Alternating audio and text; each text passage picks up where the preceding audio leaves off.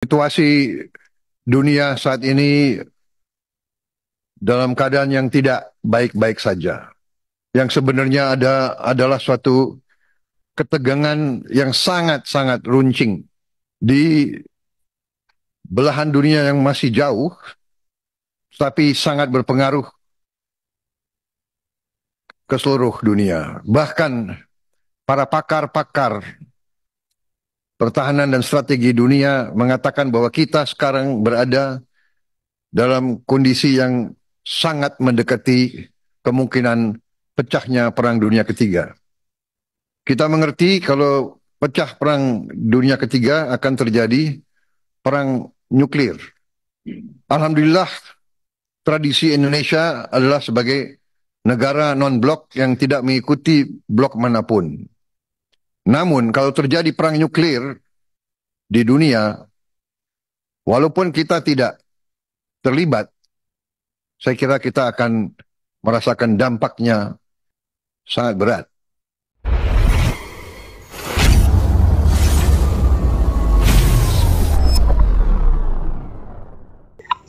Oke, kota populer. Shalom Pak Daud. Ya, mau tanya apa ini? Saya mau tanya Pak, saya baru saja melihat cuplikan dan mendengar cuplikan statement Bapak Prabowo yang intinya katanya dunia ini sedang antisipasi karena bisa pecah yang namanya Perang Dunia Ketiga dan diprediksi perang rudal itu bisa terjadi atau nuklir. Nah, memang Indonesia adalah non-blok, tetapi beliau bilang Indonesia terdampak, hanya saja videonya terputus. Nah, pertanyaan saya, kira-kira dampaknya apa Pak buat negara kita Indonesia Pak? Ini ya, Indonesia ini adalah negara damai, non-blok.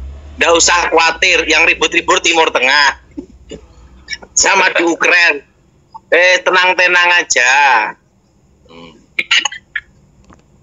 Yang penting justru sekarang tuh kita memerangi namanya itu narkoba sama judi online.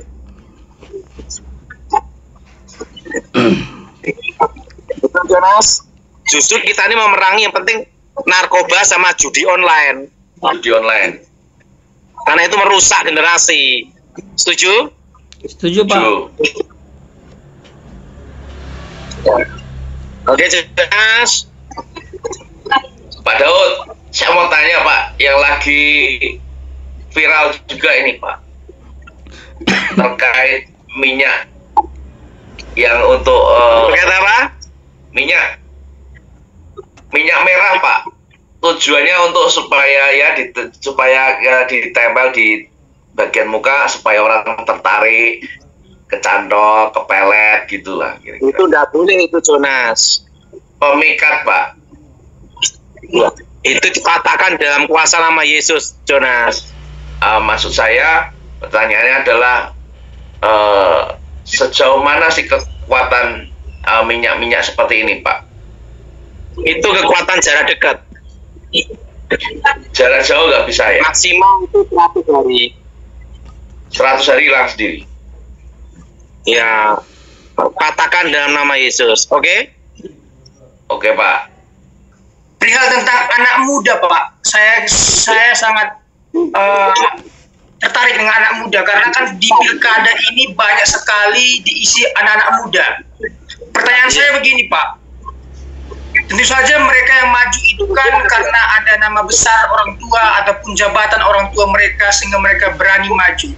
Pertanyaan saya singkat, bagaimana dengan kami yang tidak punya nama besar orang tua kami ataupun tidak punya apa-apa ini bisa berhasil beruntung sekalipun tidak melalui jalur pilkada. Nah, kami ingin berhasil beruntung sebelum usia 50 tahun itu Pak sudah menikmati begitu hasilnya. Apa yang kami harus lakukan Pak? Nah, ini penting sekali John. Ada satu pengalaman dalam hidup saya waktu keluar dari tempat pertapaan guru saya. Guru saya ngomong sama saya, aku tidak memberi engkau nama besar, dan kedua, tidak memberikan kamu uang yang banyak. Tapi aku memberikan engkau hati, sebuah pedang. yaitu apa? Hati yang kuat, hati yang teguh, hati yang tidak pernah menyerah pada keadaan apapun. Itu membuat engkau bertahan dan berhasil. Amin.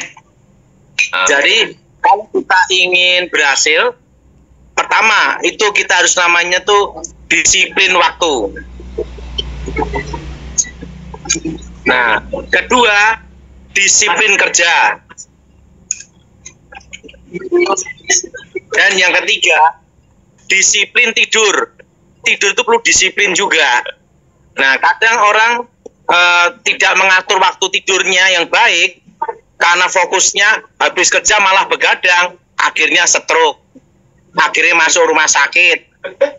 Nah, jadi ada namanya disiplin tidur. Ya.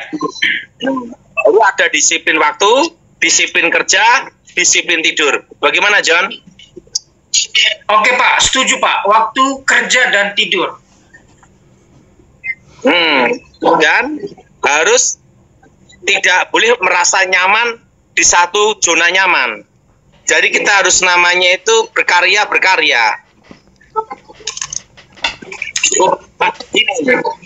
Dan kita harus bekerja. Jadi gini, Tuhan ciptakan manusia itu untuk bergerak. Buktinya kita tidur pun jantung berdetak, betul nggak? Iya Pak. Ya. Buktinya kita berani jadi pekerja keras juga.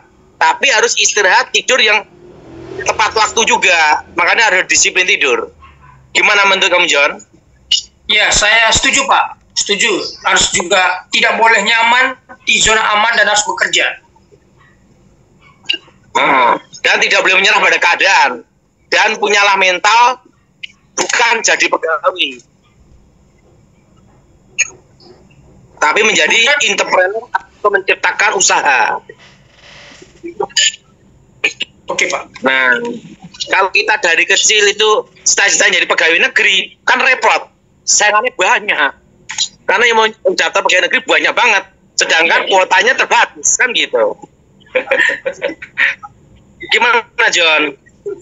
Saya setuju Pak, harus menjadi entrepreneur, pengusaha. Pengusaha Pak ya.